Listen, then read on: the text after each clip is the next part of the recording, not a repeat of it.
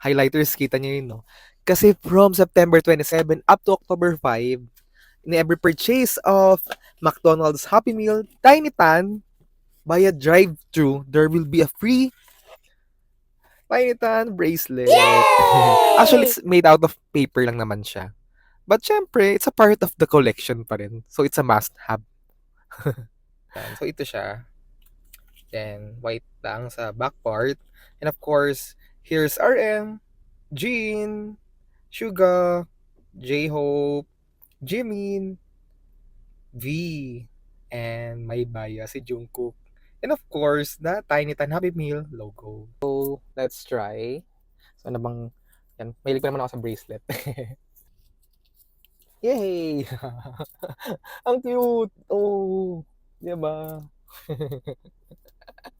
Di ba? Pwede na rin. And of course, let's unbox the second dibs. Yan.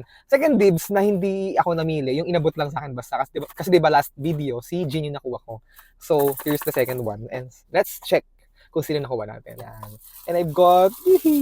Ala, sino siya? Hindi ko pa pinakita yung photo card. In 1, 2, 3. Ah, si RM! Walang... So, that's all for now, highlighters. Thank you for watching.